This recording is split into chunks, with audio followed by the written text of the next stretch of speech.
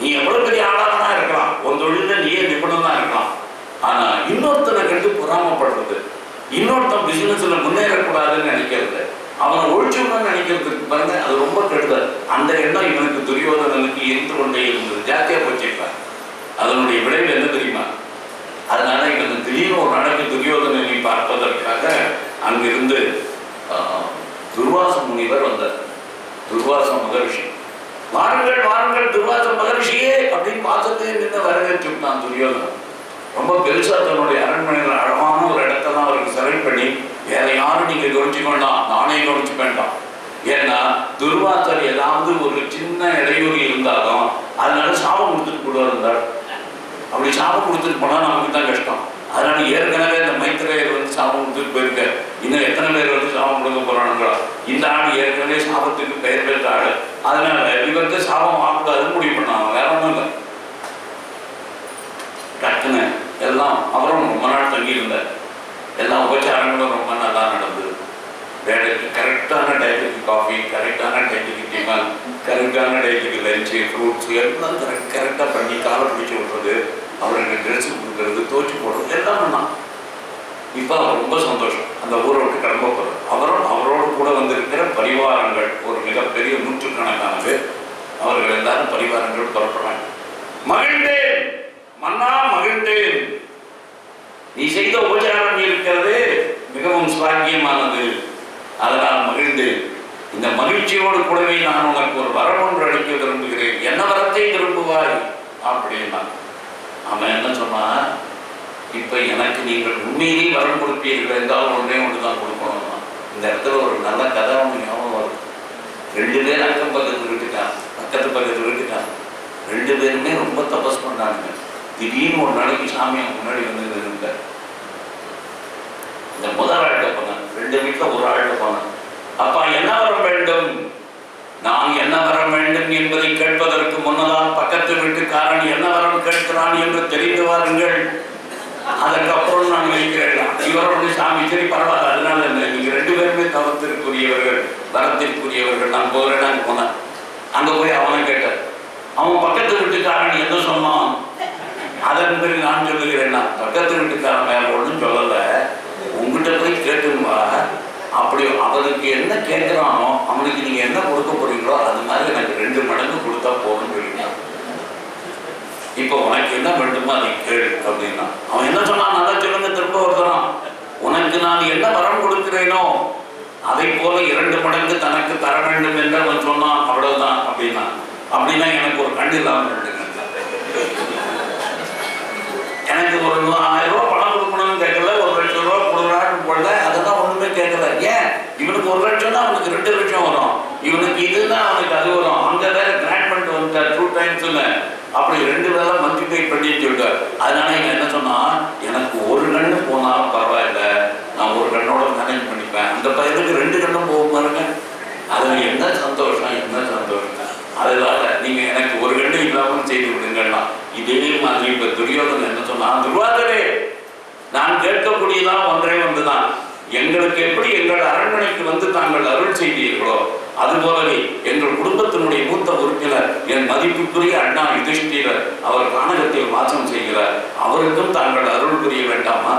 அவர்கள் தங்கி இருக்கிற இடத்திற்கு சென்று அவர்களை ஆசீர்வதியுங்கள். துர்வாசர் பாவம், அப்பா இது உண்மையிலேயே உனக்கு இவ்வளவு போய் ஈடுபாடெல்லாம் இருக்காது அப்படின்னு நினைச்சு அங்கே போனேன். அங்கே போனா என்னடா வேடிக்கைன்னாக்க, அவளுக்கு அன்றாட இந்த அட்சய பாத்திரத்துல வருமே, அது மத்தியானம் 12லேருந்து 2 வரைக்கும் தான். சாப்பிட்டு முடிச்சு அலம்பி பாத்திரத்தை கவுத்துட்டாங்கன்னா அதுக்கப்புறம் அன்னைக்கு சாப்பாடு கிடையாது. அதான் அவளுடைய நிலைமை. அதனால அவ என்ன பண்ணி இருந்தாங்கன்னாக்க, இவங்க கரெக்டா 1 காலத்துக்கு போறாங்க. ஏற்கனவே பாத்திரத்தெல்லாம் கவுக்கிறேன். எல்லாரும் அன்னைக்கு அங்க இருக்கிறவங்கலாம் சாப்பிட்டாரு. எத்தனை பேர் துர்வாசரோட வருகிறார்கள்? ஏகப்பட்ட பேர், நூற்றுக்கணக்கான பேர். அந்த ரிஷிகள் எல்லாம் வருகிறார்கள். வந்த உடனே வரவேற்கிறது இயல்பு தானே. யுதிஷ்டிரர் பாருங்கள் பாருங்கள் வரவேற்று எல்லாம் சொல்லிவிட்டார். அப்புறம் இங்கேயே நாங்கள் உணவறிந்து விட்டு செல்ல வேண்டும். அதாவது நல்லா கவனிச்சிங்க, இந்த சமயக்கட்டில் கேன்சல் பண்ணாங்களே வரவணும் சாப்பிட சொல்லுவாங்க. நம்ம தேவை என்னைக்குமே நான் சொல்லுவேன், எவனையாவது சாப்பிட கூப்பிடுறதுன்னா முதல்ல உன் பொண்டாட்டி பெர்மிஷனை வாங்கிக்க, அதுக்கப்புறம் சாப்பிட கூப்பிடு. சும்மாவான நீங்க வாங்கி சாப்பிடான்னு கேட்டா அவன் சொல்லுவார், ஏன் உங்க கூட என்ன ஒரு வார்த்தை கிட்ட கேட்கணும்னு தோணுங்க. நானே இன்னைக்கு இவ்வளவுதான் பண்ணியிருக்கேன். நம்ம 2 பேருக்குமே காணுமா காணாதாங்கிறதா எனக்கு நிலைமை. அப்படி இருக்கிற போது நீ மாட்டுக்கு அவனை சாப்பிடுன்னு சொல்லிவிட்ட, நீ ஒன்றும் அதெல்லாம் கவலைப்படாது, நான் மேனேஜ் பண்ணிக்கிறேன் அப்படிமா. அப்படி நான் என்னோட பண்ணியிருக்கேன், நான் 3 தோசை தான் பண்ணியிருக்கேன். நம்ம 2 பேரும் ஆளுக்கு 1.5 நீங்கள் 2 நான் 1 அப்படி சாப்பிடலான்னு சொல்லிட்டு நீ ஒன்றும் கவலைப்படாது அப்படியே பண்ணிக்க அப்படின்னு சொல்லிட்டு அவன் வந்தவன் உட்காந்து வச்சுக்கிட்டு எவனாவது ஒரு தோசைக்கு மேலே எந்த கழுதையுமா இவன் 2வது தோசை வேணுமான்னு கேட்ப விட்டு உடனே எனக்கு என்ன ஒரு தோசைக்கு மேலே திங்கிறவன ஒரு மனுஷன் திரும்பானாமா. அப்போ வந்தவன் என்ன பண்ணுவான், சரி பாவம் எங்கள் வீட்டில் ஒரு தோசைக்கு மேலே சாப்பிட ரொம்ப அசிங்கப்படுத்த போறான்னு சொல்லுவான். எதுக்கு சொல்லுவாங்க, நமக்கு வீட்டுக்குள்ள இருக்கிற பெண்களை கன்சல்ட் பண்ணாமல் விருந்துக்கு அல்லது சாப்பாடு போடுவதற்கு யாரும் முன் வரக்கூடாது. ஏன்னா சமையல் இன்சார்ஜ் அவங்க தான், அவங்களுக்கு தான் என்ன இருக்கு என்ன இல்லை முடியுமா முடியாதான்னு அவங்களுக்கு தான் தெரியும். அதனால அவங்கள கன்சல்ட் பண்ணாமல் பண்ணக்கூடாது. இவர் எடுத்து நிமிடம் யுதிஷ்டிரர் வாசப்படி வந்தவங்க எப்படி இந்த 12 டைம்லாம் அவருக்கு மறந்து போச்சு. அதுவும் இல்லாமல் இன்னைக்கு எல்லாரும் சாப்பிட்டு முடிச்சாச்சு, கடைசியில் திரௌபதியும் சாப்பிட்டு விட்டாங்கிற சமயத்துக்கு வாரமே தெரியாம இந்த ஆர்மெண்ட்டுங்க நீங்கள் விருந்து சாப்பிட்டுட்டு போனோன்னோட துர்வாசகனை சொல்லிட்டு இதுவும் நல்ல பசி டைம் தான், நாங்கள் போய் ஸ்நானம் பண்ணிட்டு வந்துடுறோம், ஸ்நானமும் மத்தியானமும் பண்ணிட்டு வந்துட்டோம்னா சாப்பிடறதுக்கு சௌரியமா இருக்கும்னு போயிட்டாச்சு. எல்லாரும் ஆற்றுக்கு போய் நீராட போயிட்டாங்க. உடனே உள்ளுக்குள்ள ஓடி துர்வாசகன் பேரும் வந்திருக்காங்க, அவளுக்குலாம் சாப்பாடு போடுறேன்னு சொல்லிருக்கேன், ஸ்நானம் பண்ணிட்டு வந்துடுவா, நீ ரெடி பண்ணுங்க. எங்கேருந்து ரெடி பண்ணுறது, என்ன மூளை கிடையாது. நீங்கள் ராஜ்யத்தை தான் இருந்து மூளைதான்னு பார்த்தா இந்த சோத்து காலத்தில் கூட நீங்கள் ஒன்றுமே இன்னைக்குமே மூளையோடு சிந்திச்சு செயல்படுற ஆள் மாதிரி எனக்கு தெரியலையே. இந்த ஒரு விஷயம் அல்ப விஷயம் இதை எனக்கு கேட்கணும்னு தோணுலையா. நமக்கு என்ன ஒரு பாத்திரம், இந்த பாத்திரம் நிறைய வரும், இதை அப்படியே எடுத்து குறையாமல் இருக்கும். அப்படியே எல்லாருக்கும் சாப்பிட்டு முடிச்சோன்னா நீங்கள் சாப்பிடுவேன், நீங்கள்லாம் சாப்பிட்டு முடிச்சோன்னா நான் சாப்பிடுவேன். நான் சாப்பிட்டுட்டு அதை பாத்திரத்தை கவுத்துட்டு அதோட அவுட். ஆனால் நீங்கள் நான் அப்படிதான் நான் சாப்பிட்டேன், நீங்கள் எல்லாரும் 1 நேரம் முடிஞ்சு போச்சு, இப்போ எல்லாம் முடிஞ்சிடுச்சு. அதனால இனிமே நான் எந்த சாப்பாடு நீங்க மாட்டி கொடுத்து. அதுவும் இல்லாமல் துர்வாசகர் சொல்றேன், துர்வாசகர் எவ்வளவு பெரிய பயங்கரமான ஒரு கோபக்காரர். அவருடைய கோபத்திற்கும் சாபத்திற்கும் ஆளாகும்படியாக பண்ணிவிட்டீர்களே.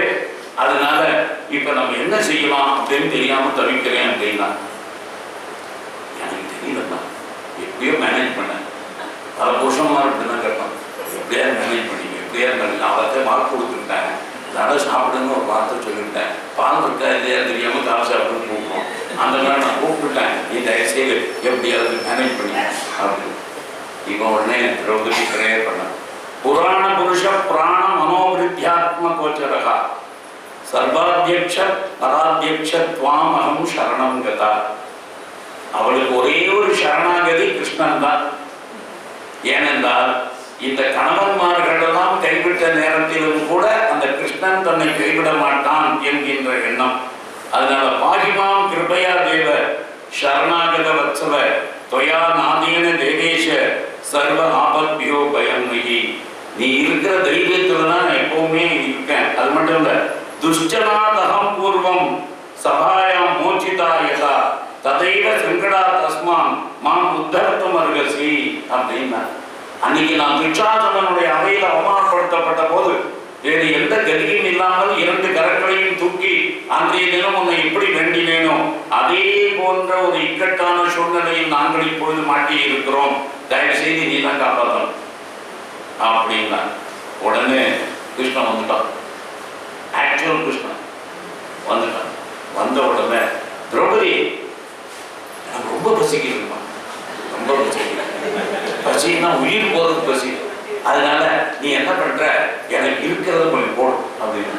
யோ என்ன ப்ரேயர் செய்ய, இப்பதானே நான் ப்ரேயர் பண்ணிட்டு இருக்கேன், என்ன ப்ரேயர் பண்றேன், இங்க ஒண்ணுமே இல்லை, துர்வாசகர் வரப்போற 100 பேருக்கு சாப்பாடு ஏற்பாடு பண்ணா எல்லாமே என்கிட்ட என்ன பண்றது தெரியாம நான் கூப்பிடுறேன், நீ வந்துட்டு என்கிட்ட கிண்டல் அடிக்கிறியா, நீ கொஞ்சம் எனக்கு இருக்கிறது. ஐயோ திரௌபதி இப்ப பேசுறதுக்கு டைமே இல்லை, எனக்கு பேச முடியாது, நீ என்ன இருக்கோ எதை போட்டாலும் அது சாப்பிட ரெடி, அதனால நீ சீக்கிரம் போடும், சீக்கிரம் போஜயமாம் கிருஷ்ணே அப்படிங்கிறாங்க. ஸ்தாந்தியா கண்டேத சம்பர்த்தனம் சாகாரணம் வீட்சிய கேசவ. அவ சொன்ன நான் ஆரம்பிட்டேன், என்ன பின் போட்டு ஆரம்பிட்டேன், நல்லா பிரஷ் வாங்கி கேட்டு ஆரம்பிட்டீங்க, எனக்கு நீங்க அப்படியெல்லாம் பின் போட்டு ஆரம்பினாலும் எப்படி என்ன லட்சணத்தில் ஆரம்பிவிட எனக்கு தெரியாது. அதனால அந்த பாத்திரத்தை நீ அலம்பி வச்சிருக்கிற அந்த பாத்திரத்தை தயவு செய்து கொண்டு காட்டு அப்படின்னா நான் தான் அனுப்பிட்டேன் கவுத்துட்டேன்னு சொல்றேன், மறுபடியும் அதில் இருக்குங்கிறேன். நான் அதுக்கு தெரியுமா, எல்லா பொம்பளைங்களுமே நாங்கள் நல்லா அனுப்பிட்டோம் கழுவிட்டோம் அப்படிலாம் சொல்லுவாள். ஆனால் கடைசியில் அதில் பார்த்தா ஒரு 10 ஒட்டிட்டு இருக்கோம் எங்கேயாவது. அதனால நீ என்ன பண்ணியிருக்கேங்கிறத எனக்கு சொல்லுவாள் அப்படின்னா. சரிங்க இவ கொண்டு கொடுத்தா. அந்த இடத்துல ஒரே ஒரு கீரை ஒட்டிட்டு இருந்தோம். ஷாக்கான்னம் வீழ்ச்சியே கேசவ, ஒரே ஒரு கீரை ஒரு நுனியில, அது மட்டும் ஒழுங்கா இதில் தேய்ச்சி கழுவல. அதனால அந்த கீரை ஒட்டிட்டு இருந்தது. ஏனாம் அநேன ஹரீஸ்வரகா, அதை எடுத்து அப்படியே வாக்குள்ள போடுகிற போது அவன் சொன்னா, விஸ்வாத்மா பிரியதாம் தேவஸ்துஷ்டஸ்ய அஸ்துவித் யஜ்ஞபுக்.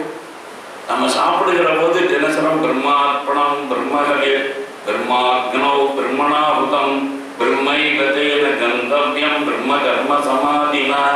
சாப்பிடுவதும் பிரம்மமே, எதை சாப்பிடுகிறோமோ அந்த வஸ்துவும் பிரம்மமே, யாருக்காக சாப்பிடுகிறோமோ அந்த பிரம்மம் தான் இங்கிருந்து சாப்பிடுகிறது, சாப்பிடுகிற செயலும் பிரம்மமே. அதனால இந்த ஆட்டிடியூட் இருந்தா அவன் என்ன சொன்னா, நான் சாப்பிடுவது இந்த உலகத்தில் இருக்கக்கூடிய எல்லாம் நல்ல வச்சுங்க. நம்ம பிரேயர்ல வேற எந்த மந்திரம் தெரியுதோ தெரியலையோ, 2 விஷயம் மட்டும் அந்த சாப்பாடுக்கு முன்னாடி ஒன்று சொல்லணும். அது என்ன தெரியுமா, எனக்கு இன்னைக்கு நல்ல சாப்பாடு கிடைக்கும்படியே பண்ணிட்டு இறைவா. ஆனால் இந்த மாதிரி எல்லாருக்கும் சாப்பாடு இன்னைக்கு கிடைச்சிருக்கான்னு எனக்கு தெரியாது. எத்தனையோ பேருக்கு கிடைக்காம கூட இருக்கலாம், கொஞ்சமாக கிடைச்சிருக்கலாம், போதுமான அளவுக்கு கிடைக்காம இருக்கலாம். நான் உங்ககிட்ட பிரார்த்தனை பண்ணுறது ஒன்றே ஒன்று தான், எனக்கு எப்படி இவ்வளவு வயிறு நிறைய சாப்பாடு கிடைச்சி திருப்தியாக இருக்கணும். அப்படி எல்லா ஜீவராசிகளும் சாப்பாடு கிடைச்சி என்றைக்குமே பசின்னு ஒன்று இல்லாமல் எல்லாரும் இருக்கணும். இதான் நான் பிரார்த்தனை. அப்படின்னு சொன்னால் போதும், உங்களுக்கு தெரிஞ்ச மொழியில் சொன்னால் போதும். இதுக்கு மந்திரத்தை சொல்லணும், அந்த ஸ்லோகத்தை சொல்லணும், இதை சொல்லணுங்கிறதுலாம் ஒன்றுமே கிடையாது. அப்படின்னா என்ன அர்த்தம், அனைவரும் பசியற்று இருக்க, இது ஒன்றுதான் பிரார்த்தனை. ஆகவே பசி போக்குதல் ஒரு மிகப்பெரிய தர்மம், மிகப்பெரிய தர்மம். அதை விட ஒரு மிகப்பெரிய தானமோ இதுவோ. அதனால்தான் அன்னதானம் பரந்தானம். அதனால்தான் வித்யாதானம் பரஸ்தப, அதை விட உயர்ந்தது எது, வித்யாதானம். ஒரு நாளைக்கு ஒருத்தருக்கு சோறு போடுறது உயர்ந்தது பசிக்கு.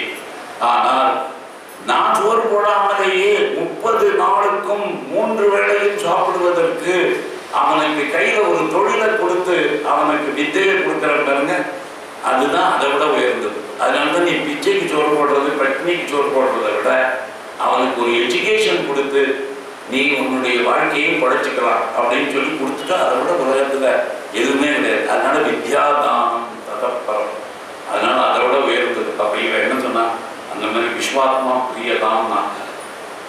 இவன் அந்த கீரையை வாயில போட்டுக்கொண்டு இந்த மந்திரத்தை சொன்ன உடனேயே இப்ப திரௌபதிக்கு ஒன்றும் புரியல. நாம என்ன சொல்லிட்டு இருக்கோம், இந்த பையன் என்ன பண்ணிட்டு இருக்கான்னு ஒன்றும் புரியவே இல்லை. ஆனால் அங்கு குளித்துக் கொண்டிருந்தார்கள் அவர்கள் அத்தனை பேருடைய வயிறும் நிறைந்து போய்விட்டது, புடிச்சு எப்பவுமே வர தொடங்கி விட்டது. அதனால அவன் சொன்னான், என்னங்க அந்த வீட்டில் சாப்பிட வரேன்னு வேற சொல்லிட்டு வந்துட்டீங்க, நம்ம இப்போ எதிர்த்து இடத்துல எப்படி போய் சாப்பிடுவோம், திணறுது, வாமிட்டி வந்துடும், இனிமேல் சாப்பிட்றதுக்கு இடமே கிடையாது. அதனால மேல் வரைக்கும் வந்தாச்சு, அப்படி இருக்கிறபோது என்ன பண்ணலாம் அப்படின்ன உடனே அப்பதான் துர்வாசர் சொன்ன, உண்மையிலேயே எவன் ஒருவன் பக்தனோ அப்படிப்பட்டவனை பரிசோதிப்பதற்காக முயலுகின்ற அந்த துரியோதனனுடைய அந்த கோரிக்கையை நான் ஏற்றது மிகப்பெரிய தவறு. அதனால நான் பக்தாளை யாராவது துன்புறுத்த நினைத்தால் பகவான் நிச்சயமாகவே கடுமையாக அவர்களை சோதிப்பான். அதாண்டா இப்ப நமக்கு நடந்திருக்கு. இதுக்கு என்ன வழி தெரியுமா, சொல்லிக்காம விடாம ஓடுறதுதான். அதனால இந்த இடத்துல இருந்து இப்படியே போயிடுவோம். நாம போய் அங்க பார்க்க வேண்டிய அவசியமே கிடையாது. நாங்க எதுக்காக அங்க போனோம், அந்த பக்கம் போனீங்கன்னா உங்களுக்கெல்லாம் சமைச்சு வச்சிருக்கேன் சாப்பிட்டுக்கேன்னு கட்டாயப்படுத்துவாங்க. அட்லீஸ்ட் ஒரு 2 வடையா சாப்பிடுங்க, ஒரு கிலோ பாயசமா சாப்பிடுங்க அப்படின்னா, இல்லை நான் சாப்பிட்டேன் முடியாது இன்னும் கொஞ்சம் சாப்பிடுங்க அப்படின்னு கட்டாயப்படுத்துவாங்க. நம்ம இங்கேருந்து கிளம்பிடுவோம். எல்லாரும் போயிட்டாங்க. இவர் உடனே சகாதேவனை கூப்பிட்டு, யுதிஷ்டிரர் என்ன வரலாம், ஸ்நானம் பண்ண போனா ஆடே வரலையே, அவங்களெல்லாம் கூட்டிட்டு வாங்கிற, எங்க சமையல் உள்ள என்ன நடக்குன்னே தெரியாம வாசல வாங்க. நம்ம வீடுகளில் எப்படி எல்லாம் நடக்குங்கிறத நிதர்சனமா இங்க பார்க்கணும் பாருங்க. இந்த ஆள் எல்லாம் வாசகத்தை தாண்டி உள்ளே போல இங்க உட்கார்ந்துட்ட அவளெல்லாம் அனுப்பிச்சிருக்காங்க. இவர் தான் திரௌபதிக்கு சொல்லிட்டு வந்துட்டாரு, நீ எப்படியாவது சாப்பாடு தயார் பண்ணி வைமா, அவளும் வராங்க. அதனால அந்த மாதிரி வந்த உடனே இப்ப இவர்களுக்கு உடனே சகதேவன் ஓடலாம். ஓடிட்டு பார்த்தா ஒருத்தருமே காணும். இங்கே திரும்பி வந்து சொன்னா, அண்ணா வாடா உத்தரவு இல்லைங்க, எல்லோருமே போய்விட்டார்கள், என்ன நடந்தது என்று தெரியவில்லை. உடனடியாக கிருஷ்ணன் சொன்னா, அதெல்லாம் என்ன நடக்கணுமோ அதான் தான் நடந்தது, நீ என்ன கவலைப்படுற, ஏன் கவலைப்படுற, எல்லாம் நல்லதே நடக்கும், கவலைப்படாம போங்க அப்படின்ட்டா. உடனே கிருஷ்ணன் மாயமாய் மறைந்தான். அதோட சரி. இப்ப எதுக்காக சொல்றேன்னா, இந்த மாதிரி ஒரு இக்கட்டான சூழ்நிலையில், அதாவது இறைவன் இந்த இடத்துல இறைவனுக்கு அர்ப்பணிக்கக்கூடியது எதுவுமே, அதாவது இறைவன் என்று சொன்னா நம்ம இந்த கல்லுல பார்க்கக்கூடிய படமாட கோயில் அல்ல. நல்லா கவனிச்சிங்க, இதை திரும்ப திரும்ப நான் சொல்லுவேன். படமாட கோயில் பகவத் கொள்கையில் நடமாட கோயில் நம்பர்கதாக, நடமாட கோயில் நம்பர் கொள்கையில். ஏன்னா பகவான் இந்த கல்லுல இருக்கா, இந்த சிலையில இருக்கான்னு நீ நம்பினியானா, இந்த குழந்தைகிட்ட இருக்கு, அந்த குழந்தைகிட்ட இருக்கு, அந்த லேடிகிட்ட இருக்கு, அந்த ஆள்கிட்ட இருக்குன்னு நான் நம்ப மாட்டேன். ஏன்னா இது உயிர் துடிப்பு இருக்கக்கூடிய இவ்வளவு பேருக்கு இல்லாத பகவானோட அங்கே உட்காந்துருமா? கொஞ்சம் யோசிச்சு பாருங்க, கொஞ்சம் யோசிச்சு பாருங்க. ஒரு சின்ன கல்லை எடுத்து வச்சுக்கிட்டு இதான் சாமின்னு கும்பிட்டுட்டு இருக்கோம். ஆனா அதே நேரத்துல இவ்வளவு ஆன்மாக்கள், இவ்வளவு பரபிரம்ம ஸ்வரூபம் இந்த பிரபஞ்சம், இந்த இது அந்த அதனாலதான் பாரதி பாடினான், எந்த இடத்துல பார்த்தாலும் உன்னுடைய பச்சை நீரம் காணலையே நந்தலாலான்னு. உன்னை தாண்டா நான் பார்க்கிறேன். நந்தலாலான்னு இதுலையா இருக்கான், கிருஷ்ணங்கிறவன் இங்கேயா இருக்கான், இல்லை இங்கேயும் இருக்கான், எல்லா இடத்துலையும் இருக்கான். அதை கவனிக்கணும். இப்ப இங்கேயும் இருந்து எல்லா இடத்துலையும் இருப்பாங்க. நான் எங்க சோறு போடணும், எங்க நைவேத்தியம் பண்ணணும், அது ரொம்ப முக்கியம். அது ரொம்ப முக்கியம். கோவிலுக்கு கொடுப்பதை விட ஏழைகளுக்கு கொடுப்பதே நம்ம பொறுத்த வரைக்கும் நம்முடைய தர்மம் சொல்லி இருக்கிற ஒரே ஒரு விஷயம். இது யார் என்ன சொன்னாலும் நீங்க வேற கருத்துக்கு போக வேண்டிய அவசியமே கிடையாது. கோவிலுக்கெல்லாம் கொட்டி கொட்டி கொடுத்தா HRMC டிபார்ட்மெண்ட்டுக்காக ஏப்பம் விட்டுருவாங்க முழுங்கி. நீ போடுற உண்டியல்ல காசு, அது எல்லாம் ஒண்ணு சாமிக்கு போகுத. நீங்க யாருக்கா தெரியுமா உங்களுக்கு? நீங்க போடுறீங்களா அண்ணாமலையார் உண்டியல், அது அண்ணாமலையாருக்கு காலம்பர அன்னத்துக்கு போகுதா? போய் கேளுங்க.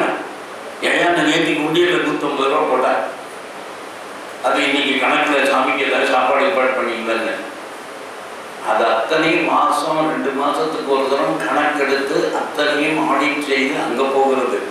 இந்த பணம் அத்தனையும் HRMC டிபார்ட்மெண்ட்டினுடைய எம்ப்ளாயிஸுக்கு சேலரியா போகுது. ஆபீசர்ஸுக்கு சேலரி, அர்ச்சகருக்கு சேலரி இல்ல.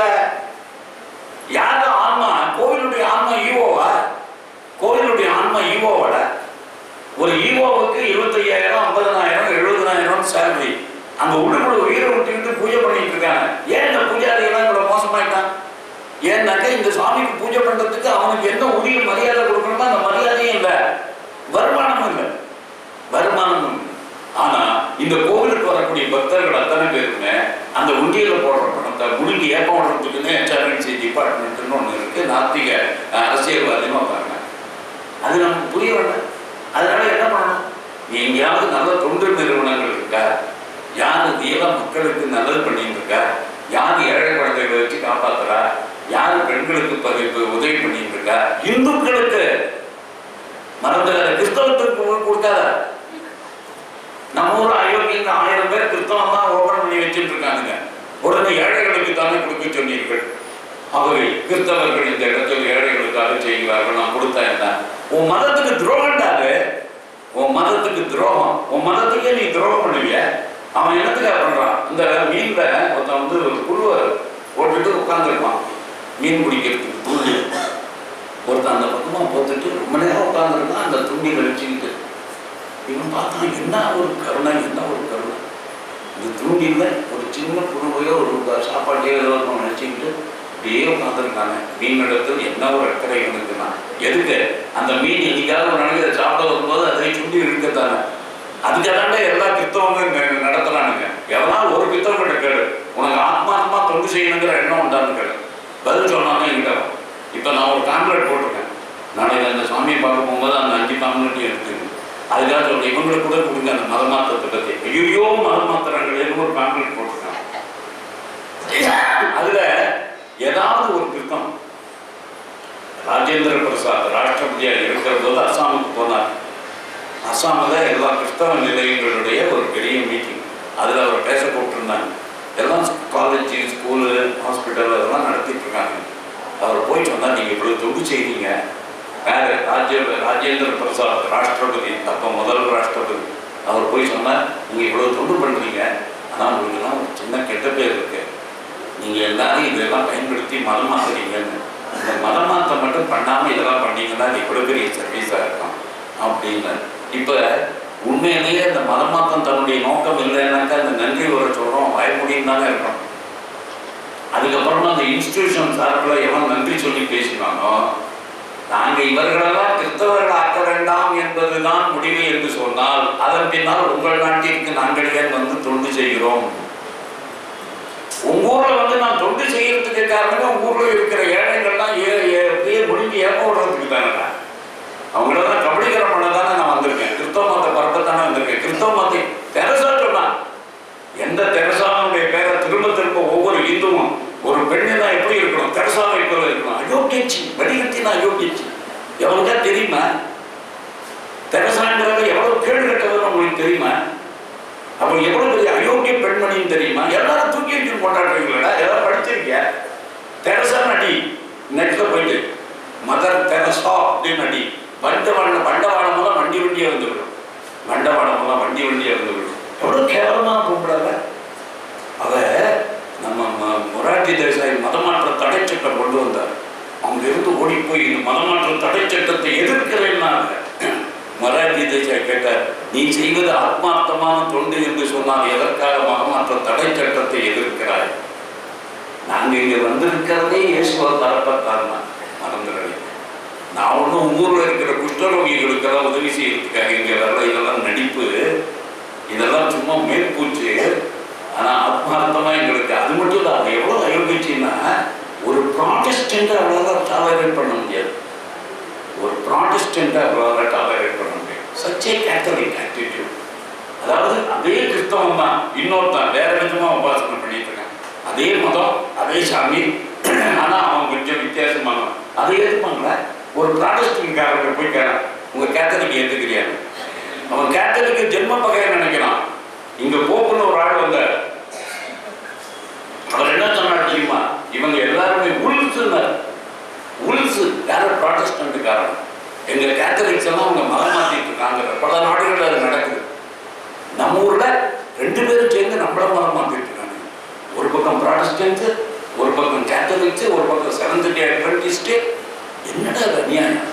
இதெல்லாம் கொஞ்சமாவது நினைச்சு பார்க்க வேண்டாம். அதனால நான் சொன்னேன், தொண்டு பகவான் எல்லா ஜீவன்களிலும் இருக்கிறார், அவர்களுக்கு தொண்டு செய்வதே கடமை, அதுக்கு போடுறதுதான் இறை வழிபாடுன்னு சொல்லிட்டேன். யாரும் கிறிஸ்டியன் இன்ஸ்டிடியூஷன் பக்கம் போயிடாரு. இந்துவா, இந்து இன்ஸ்டிடியூஷனா, இந்து குழந்தைங்களுக்கு சோறு கிடைக்கணுமா? பண்ணு, அதை ஆத்மார்த்தம் பண்ணு. அதுதான் பகவானை நம்ம வழிபடக்கூடிய ஒரே ஒரு முறை. இதை நல்லா புரிஞ்சுக்கணும். இப்போ இந்த பகவான் அப்படி சாப்பிட்டு ஆத்மார்த்தமா அப்படி சாப்பிட்டான்னா பிரபஞ்சத்தில் இருக்கிற அத்தனை பேருக்கும் கிடைக்கிறது. இது இங்கே இதுக்கு நேர நம்ம ஊர்ல திருவிளையாடல் புராணம்னு ஒண்ணு. அதுல ஒரு சின்ன ஜோக், அதோட இன்னைக்கு நிறுத்துக்கணும். இந்த ஜோக் என்னன்னு கேட்டாக்க, திருவிளையாடல் புராணத்துல அந்த ஊர்ல ஒரு எல்லாரும் சேர்ந்து அந்த வெள்ளத்தை அடைக்கிறதுக்காக, அந்த வெள்ளத்தை தடுக்கிறதுக்காக மண் வெட்டி போனோம்ட்டாங்க ராஜா, பாண்டியராஜா. உடனே வந்தின்னு ஒரு கிழவி, அந்த வந்தி கிழவி வயசானவர், அவளால் மண் வெட்டி எடுத்துன்னு போட முடியாது. வீட்டுக்கு ஒருத்தர் வரணும் தான். ஏன்னா ஆம்பளை இருந்த வீட்டில் போயிட்டாங்க. இப்போ இளம் பெண்கள் நல்ல உடம்புல பெருப்பு இருக்கிற பொம்பளைங்களும் போய் மண் வெட்டுறதுக்கெல்லாம் போயிட்டாங்க. இவன் வீட்டில் இவன் ஒரே ஆள். இவன் அதுவும் தன்னுடைய ஜீவனத்தை எப்படி நடத்திட்டு இருக்காங்கன்னா, கொஞ்சம் புட்டு பண்ணுவோம். அந்த புட்டை விற்போம். அந்த புட்டுல என்ன பணம் வருதோ அந்த புட்டையே கடைசியில் இறைவனுக்கு தான் கொடுத்துட்டு தானும் சாப்பிட்டுட்டு படுத்துருவோம். முடிஞ்சு போச்சு தான் வாழ்க்கையே. அப்படிப்பட்ட ஒரு கல்வி. அவர் வீட்டிலேருந்து ஒரு ஆள் வரணும்ட்டான். எல்லார் வீட்டுக்கும் ஆள் வரணும்னா அந்த ஊரில் ஒருத்தன் கண்காணிப்பாளர்கள் இருப்பானே, அவன் தான் எங்களுக்கு நடப்பான். உங்கள் வீட்டில் எங்கே ஆள், எங்கே ஆள், இவன் எங்கே போவோம் ஆளுக்கு. அதனால இவன் என்ன பண்ணான், எனக்கு யார் இருக்கா ஆளுக்கு, இந்த பகவான் தான் வழிகாட்டணும் அப்படின்னா. உடனே பகவானே கூலிக்காரன் வந்துட்டான். கூலி வேணுமோ கூலி அப்படின்னு வந்துட்டான். என்ன கூலி வேணுமோ கூலின்னு கூப்பிடுறவனே இவர் சொன்னா, எனக்கு கூலி வேணும், இந்த மண்ணை வெட்டி போனோம், ராஜா அத்தரப்பட்டுருக்கான், நீ செய்வியா? நான் செய்வேன், அதில் ஒன்றும் சந்தேகமே இல்லை. என்ன கூலி கொடுப்ப? பிட்டு. பிட்டா? சரி, அதை கொஞ்சம் முதலே பிட்டு கொடுப்பான். அதனால முதல்ல கொஞ்சம் அட்வான்ஸாக கொடு, அதுக்கப்புறம் நான் வேலை செஞ்சுட்டு வந்து வாங்கிக்கிறேன். சரி, அட்வான்ஸாக வாங்கி சாப்பிட்டான். நல்லா இருக்கு, இன்னும் கொஞ்சம் கொடு. அப்படியே கொடுக்குறேன், நீ போய் வேலை செஞ்சுட்டு வா, இன்னும் தரேன். அப்புறம் போய் அந்த வேலையை செய்யல, அந்த பையன் போய் வேலை செய்யறதுக்காக வந்திருக்கான். எல்லாத்தையும் இப்படி வேடிக்கை பார்த்துக்கிட்டேன். அவன் பார்த்தா என்னடா அந்த அமைச்சருக்கு போய் கிண்டல் பண்ணான், ஒரு ரூபாய் கேட்கல. அதனால பாண்டியனுக்கு கோவம் வந்துச்சு. அதனால அந்த ராஜா என்ன பண்ணான், ஓங்கி தன்னுடைய கையில் இருக்கிற கரம்புனால வேலை செய்யாதவங்க ஓங்கி அடித்தான். அடித்த உடனே எல்லா முதுகிலையும் அண்ட சராச்சரங்கள் எல்லாவற்றிலும் ஊடுருவி இருக்கக்கூடிய பரம்பொருள் எல்லா முதுகிலையும் அடி விழுது. யாரு எந்த ராஜா அடித்தாலும் அவன் முதலையும் ஓங்கி ஒரு அடி விழுது. என்னடா சுள்ளுன்னு அடிக்குதுன்னு பார்த்தா அந்த ஆள் மறைஞ்சிட்டான். ஒரே ஒரு வெட்டி போட்டால் அணையும் நின்று போச்சு, தண்ணியும் நின்று போச்சு, கடைசியெல்லாம் மாயமாக மறைஞ்சிட்டான்.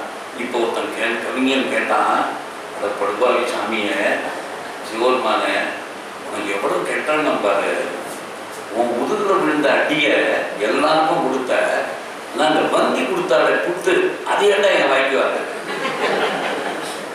நீ உண்மையிலேயே எல்லா இடத்துலையும் சர்வ வியாபி, எல்லாம் பகவான் தான் எல்லாம் நீக்க நினைத்திருக்காங்கிறத காமிக்கிறதுக்கு ஓங்கி அடிச்சு அந்த அடி வலியெல்லாம் நாங்கள் வாங்கிட்டோம். ஆனா நீ அந்த புட்டை சாப்பிட்டல சந்தோஷப்பட்டு அந்த புட்டு எனக்கு பண்ணு அப்படின்னு சொல்லவே இல்லை.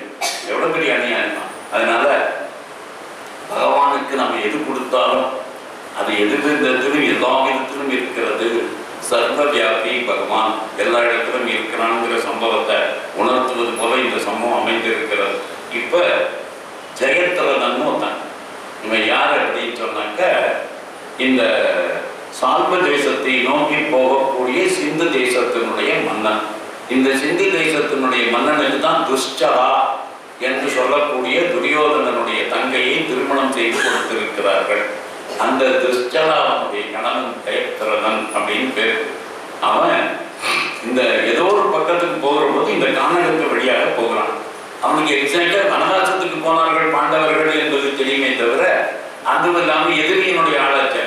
அதனால நிச்சயமாக அந்த துச்சலையினுடைய கணவனுக்கு பாண்டவர்கள் மேல அக்கறையும் கிடையாது. அதனால நிச்சயமா இப்ப எந்த இடத்துல அவர்கள் முகாமிட்டு இருக்கிறார்கள் என்ற தகவல் தெரியாமல் அந்த பக்கமா வந்தான். அப்படி வருகிற போது இந்த திரௌபதியை பார்த்தான். திரௌபதியை பார்த்தோம்னா அவனுக்கு ஆசை வந்துருச்சு.